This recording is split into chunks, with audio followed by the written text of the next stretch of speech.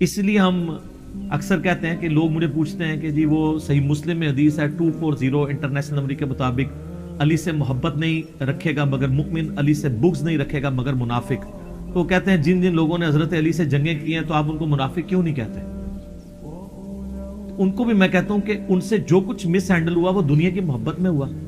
جیسے ابن ابی بلتا نے، اس کے بیوی بچے وہاں پہ تھے، بخاری مسلم میں آتا ہے، تو اس نے کافروں کو کہا کہ میں تمہیں یہ مخبری کر رہا ہوں، اس کے عوض تم نے میری بیوی بچوں کو نقصان نہیں پہنچانا. یعنی دنیا کی محبت میں نبی کے ساتھ غداری کی.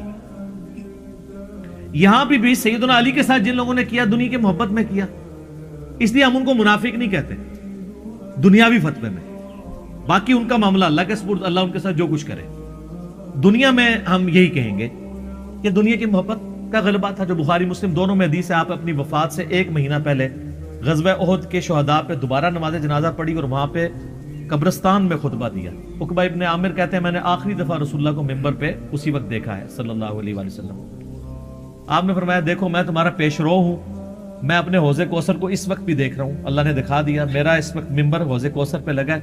مجھے اپنے بعد تم سے یہ خطرہ نہیں کہ تم دنیا کی محبت میں، یعنی دنیا تم پر تنگ ہو جائے یا تم غربت سے مرنے لگو. ایک روایت میں یہ آتا ہے، دوسری میں آتا ہے مجھے یہ خطرہ نہیں تم میرے بعد شرک میں، بت پرستی میں دوبارہ چلے جاؤ.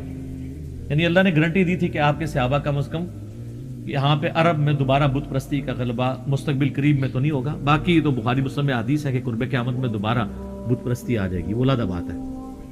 البتہ مجھے ڈر ہے کہ تم میرے بعد دنیا کی محبت میں پڑ جاؤ گے اور اس محبت میں ایک دوسرے کو قتل کرو گے، پھر تم بھی اسی طریقے سے تباہ و برباد ہو جاؤ گے جس طرح اگلے لوگ.